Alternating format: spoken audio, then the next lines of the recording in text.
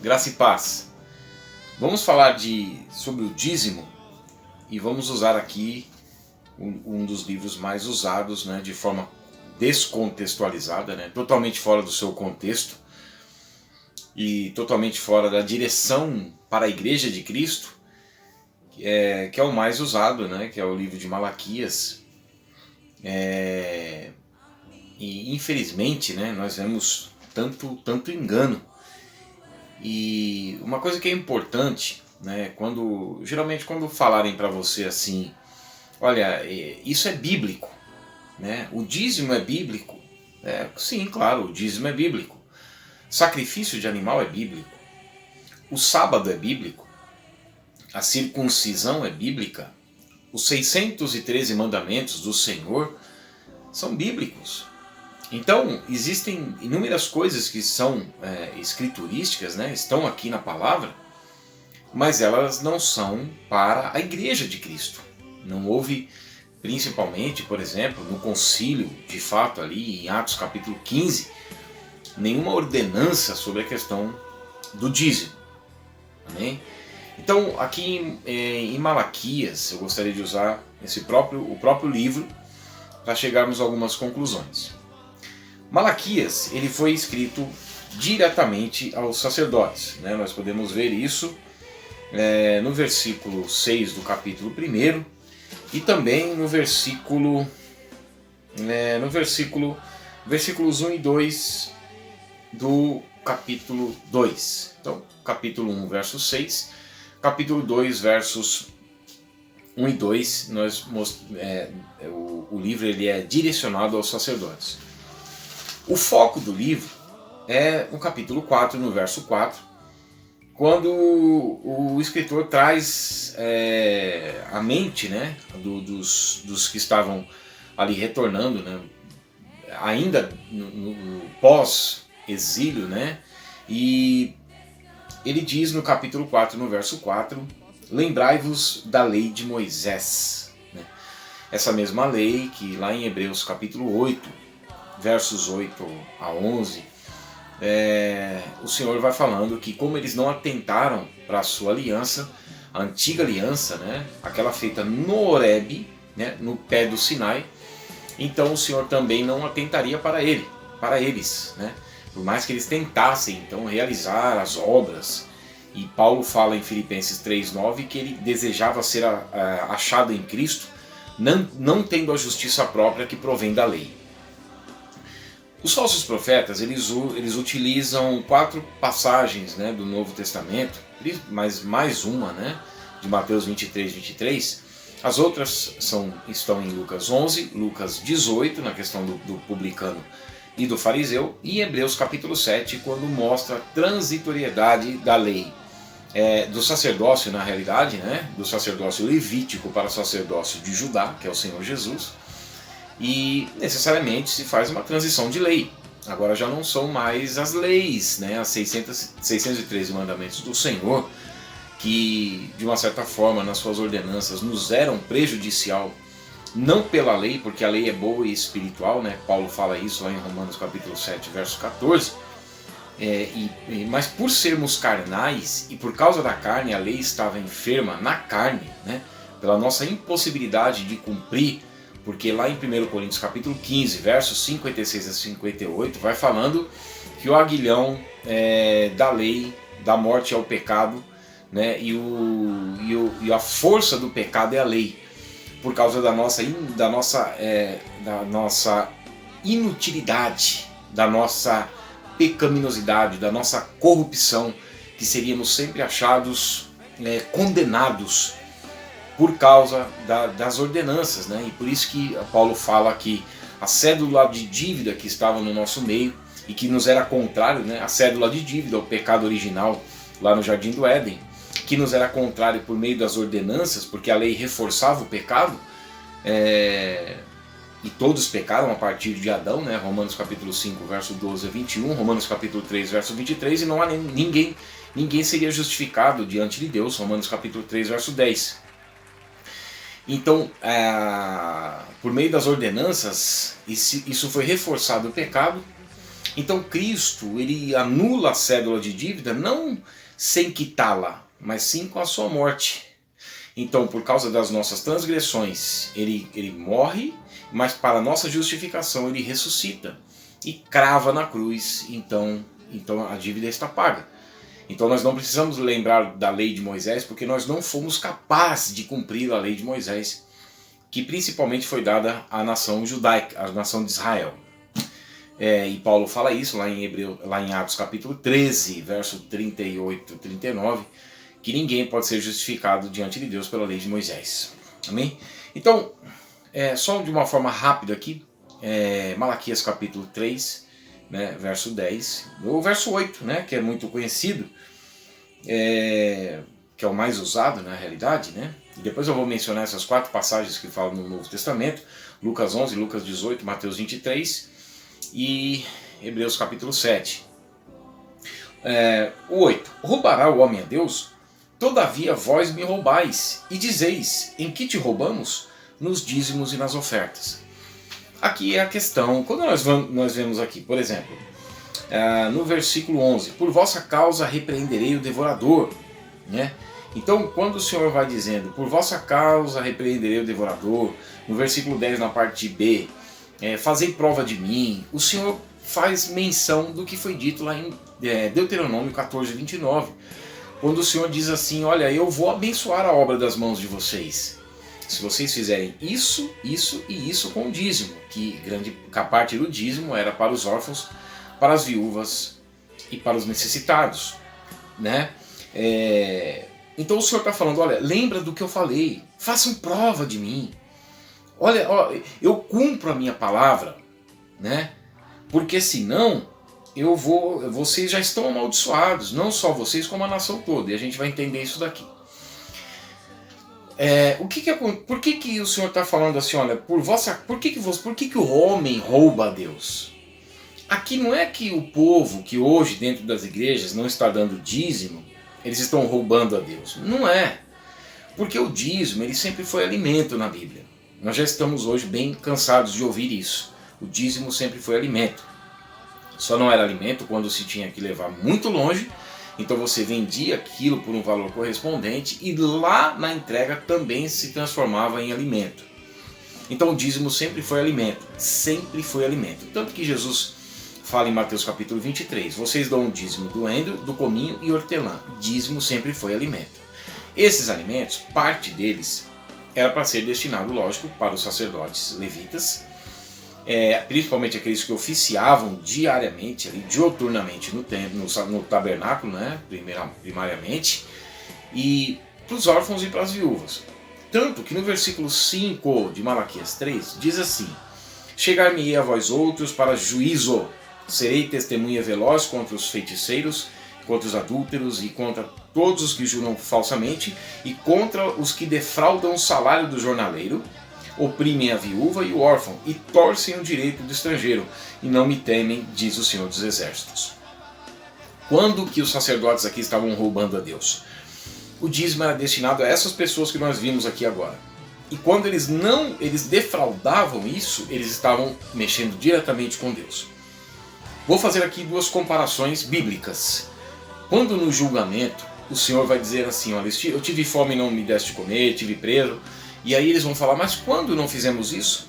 E o Senhor dirá: quando vocês deixaram de fazer a um destes pequeninos, a mim vocês não fizeram. Quando Paulo estava lá na estrada de Damasco, indo perseguir a igreja, e aí houve uma voz do céu, uma grande luz, e ele diz: quem é, Senhor?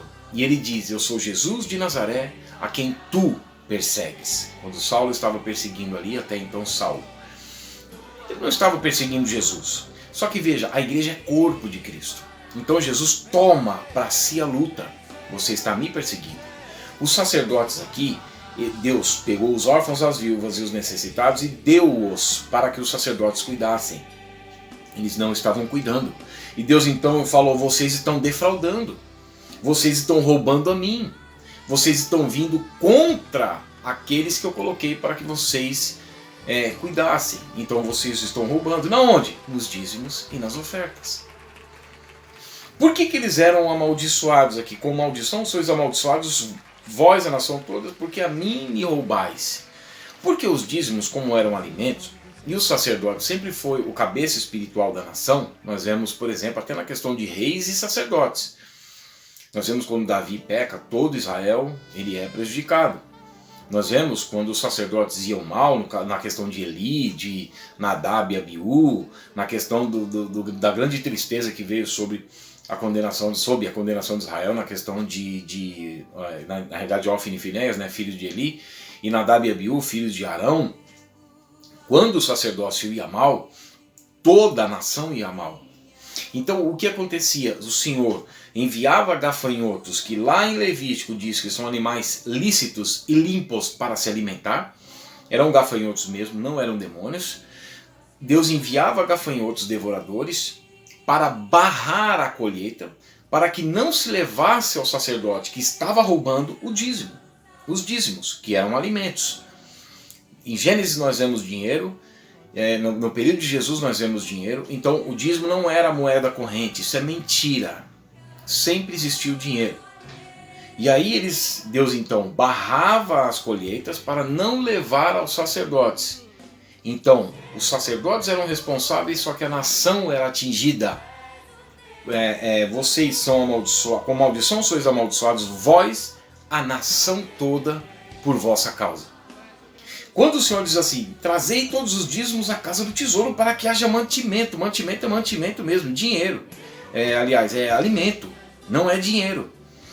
Trazei todos os dízimos porque haviam repartições, haviam recâmaras onde se depositavam os alimentos. Nós vemos isso ali no livro de Neemias, no capítulo 10, mostra claramente, ensina direitinho que eram recâmaras que se depositavam ali alimentos. Então tragam os dízimos à casa do tesouro. Essa casa do tesouro não são igrejas hoje. Nós não temos o direito, nós não temos autoridade para dizer que a casa do tesouro são igrejas. Não, era o tabernáculo inicialmente, que se erigia onde a fumaça dali parava. Quando Números 9 mostra isso, quando a fumaça ali, que era a presença de Deus, se movia, e onde ela parasse, então era para se armar a tenda do tabernáculo do testemunho e as tendas norte, sul, leste e oeste das tribos de Israel. Esse era a casa do tesouro. Então, nós vemos assim, meus amados, hoje houve uma transição do sacerdócio levítico para o sacerdócio de Judá, que é Jesus. Hebreus capítulo 7, verso 5, fala que aqueles de Levi, os levitas, eram humanos e necessitavam dos alimentos. Este, Jesus, é espiritual. Ele não necessita de alimentos. Por isso não há necessidade de se levarem os dízimos. Se fosse para se levar dízimo hoje, e até a reforma protestante concorda com o sacerdócio universal dos santos, todo homem e toda mulher é um sacerdote e uma sacerdotisa do Senhor, a fim de proclamar as virtudes daquele que nos chamou das trevas para a sua maravilhosa luz. Esta é a função da igreja, o sacerdócio universal dos santos. Nós vemos isso em 1 Pedro capítulo 2, versos 5 e 9. Vamos ter que levar dízimo para todos os cristãos. Ainda que existam sim funções designadas, apóstolos e profetas, que foram aqueles que encerraram os escritos bíblicos, Efésios capítulo 2, verso 20, 2 Pedro capítulo 1, verso 19. Já está encerrada a Bíblia. Não existem hoje mais apóstolos e profetas. Existem evangelistas, pastores e mestres. Se nós vemos nessa questão ministerial, o apóstolo Paulo fala em 1 Coríntios capítulo 9, que mesmo que ele houvesse dado o direito a ele e a todos os pregadores de se alimentar do evangelho, mesmo assim ele não usava desse direito, e eram alimentos. Então nós vemos que hoje, essa gama, essa busca desenfreada pelo retorno que o dízimo poderia trazer, isso nas mentes das pessoas, que são mal ensinadas, infelizmente, por falsos profetas. Não era nem nessa questão levítica, do Levítico, que era levar os dízimos para que houvesse mantimento na casa de Deus, para que os sacerdotes pudessem oficiar. Não, hoje as pessoas levam motivadas a recursos financeiros. E nós vemos que a Bíblia, principalmente na questão neotestamentária, ela é totalmente oposta a essa busca por riquezas.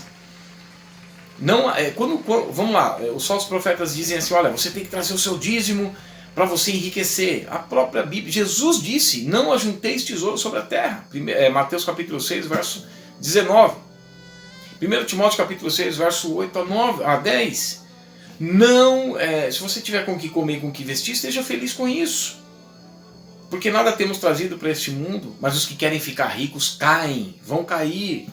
Porque se esquecem da purificação dos pecados de outrora, vão estar buscando outras coisas, vão se distrair, como diz lá em Mateus capítulo 13, verso 18 a 23, quando fala que aquela que caiu entre espinhos, a palavra de Deus, a semente no coração entre espinhos, que é os cuidados do mundo e a fascinação das riquezas, sufocam a palavra e não progride para o reino de Deus. Porque não é o objetivo da igreja, e para cada um dos seus membros individual, buscar riquezas. E aí quando nós vamos ali o contexto de Mateus 23, no versículo 23, quando fala, ai de vós escribas e fariseus, Jesus está se dirigindo a dois grupos específicos dentro da seita judaica, escribas e fariseus. Jesus desfere 8 ais, ai de vós, que ele havia sido rejeitado como Messias de Israel pela cúpula religiosa e política de Israel. Ai de vós, escribas e fariseus, é juízo, 8 ais. Um deles é nessa questão. Ai de vós, escribas e fariseus hipócritas, porque vocês dão o dízimo do endro, cominho e hortelã, alimento, e negligenciam os preceitos mais importantes da lei. Jesus está falando da lei. Devias fazer essas coisas sem omitir aquelas. Aí eles falam, tá vendo? Então tem que fazer. Não posso deixar de fazer nenhuma nem outra coisa. Só que Jesus fala quais são essas coisas. Fé, misericórdia e justiça. Você pode ser justo? Você pode cumprir a justiça de Deus? A justiça de Deus foi cumprida na cruz. Jesus falando para João, quando João não queria batizar, e Jesus falou assim, olha, temos que fazer isso para que se cumpra a justiça. Qual é essa justiça? Romanos capítulo 1, verso 16 e 17. Eu não me envergonho do Evangelho, porque ele é o poder de Deus para a salvação. Porque nele, no Evangelho, se revela a justiça de Deus. Olha, a morte, o salário do pecado é a morte, pecou no jardim do Éden, Gênesis 2, 16 e 17. A vida de toda a carne está no sangue, Levítico 17, 11.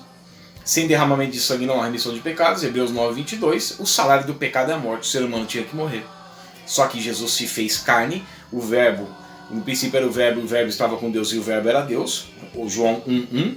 João 1,14, o verbo se fez carne e habitou entre nós e morreu na cruz do Calvário. A justiça de Deus se revela no Evangelho. Boas novas, você está livre. Foi para a liberdade que Cristo nos libertou. E hoje sim o amor de Cristo me constrange, de sorte que um morreu por todos, julgando nós assim, um morreu por todos, logo todos morreram, para que aqueles que vivem não vivam mais para si mesmos, mas para aquele que por eles morreu e ressuscitou. E isso demonstra que somos nova criatura. Versículo 17, 2 Coríntios 5. E se alguém está em Cristo, é nova criatura, as coisas velhas se passaram e tudo se fez novo. Então agora eu vou viver mediante aquilo que está designado nas Escrituras, escrito para a Igreja de Cristo. Como a Igreja de Cristo vivia na questão financeira? Eles se preocupavam não consigo mesmos, mas com os irmãos que tinham necessidade.